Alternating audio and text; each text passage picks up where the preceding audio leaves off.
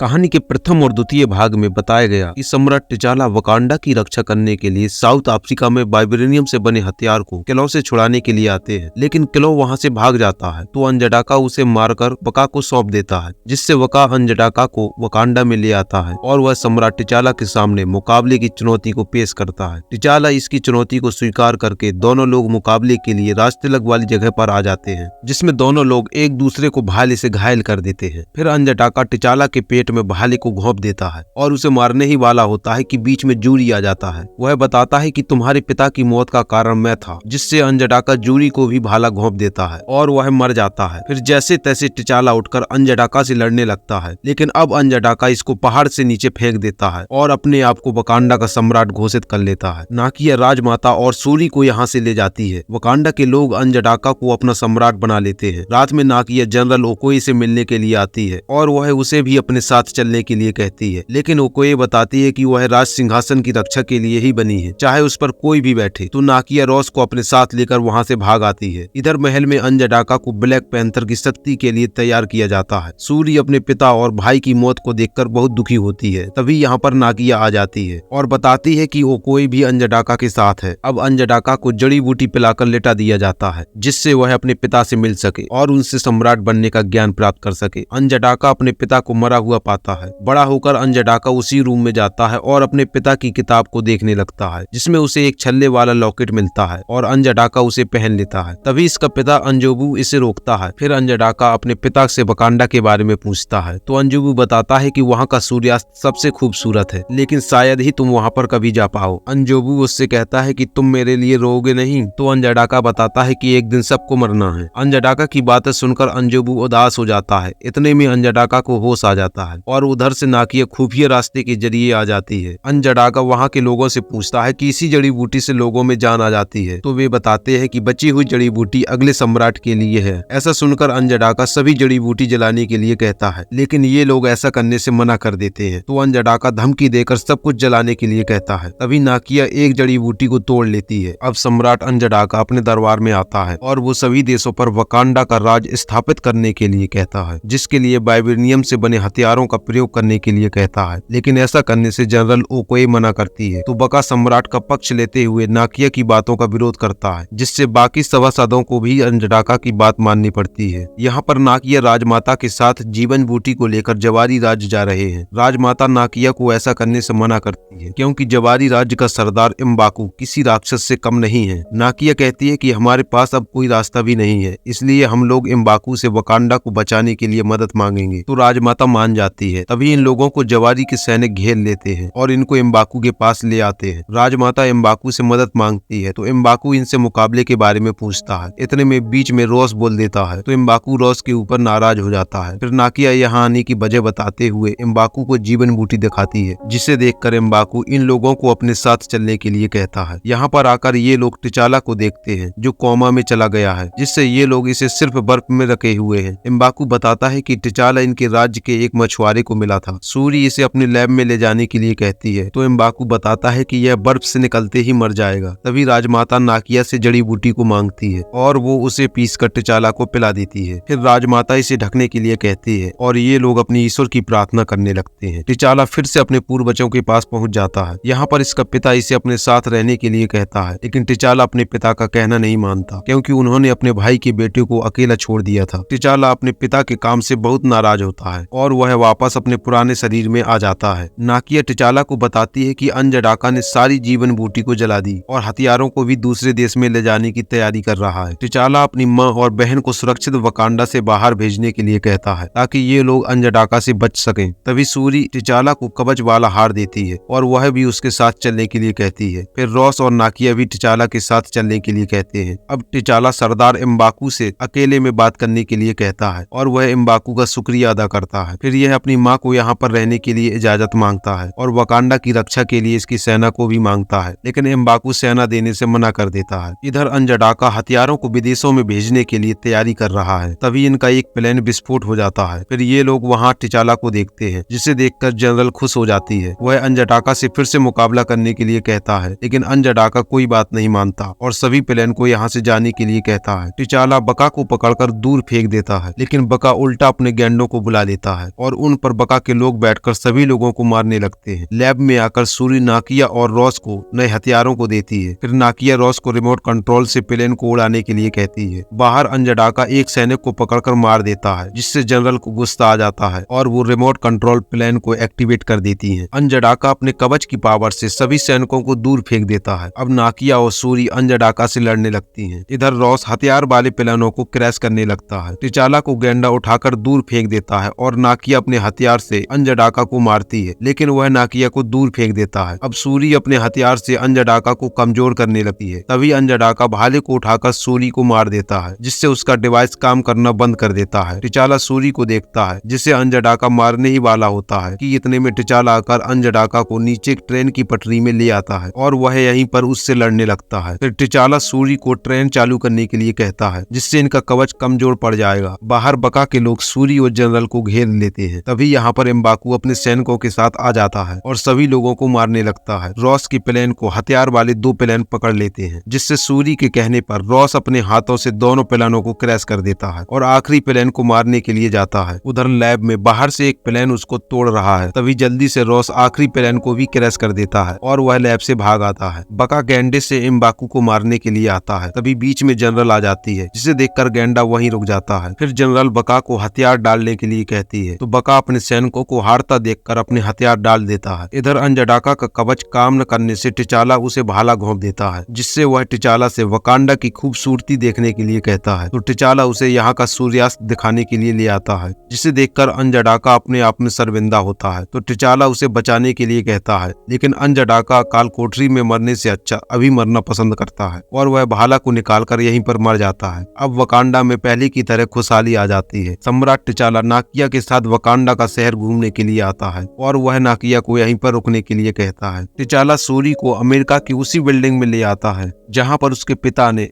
उसके चाचा अंजोबू को मार डाला था। टिचाला बताता है कि उसने आसपास की सभी बिल्डिंगों को खरीद लिया है, क्योंकि अब यह यहाँ पर वकांडा अंतर्राष्ट्रीय संपर्क केंद्र बनाएगा, ताकि दूसरे देश भी वकांडा के विज्ञान को समझ सकें। फिर टिचाला अपने स्पेसशिप को यहाँ पर लैंड करता है, जिसे वहाँ खेल रहे सभी बच्चे देखने लगते हैं। तो सूरी सभी बच्चों को उसके बारे में बताने लगती है। फिर यूनाइटेड नेशन को दिखाया जाता है, जहाँ पर एक मीटिंग को संबोधित करने के लिए टिचाला आता है। वह बताता है कि अब हम सभी देश मिलकर अपने विज्ञान और तकनीक का इस्तेमाल करेंगे, जिससे कि सभी देश एक साथ आगे बढ़ सकें। तभी एक सदस्य सम्राट टिचाला से पूछता है कि आपका चरवाहों वाला देश हमको क्या दे सकता है, क्योंकि इनको वकांडा की शक्ति के बारे में पता नहीं है, जिससे सम्राट टिचाला मुस्कुराने लगता है।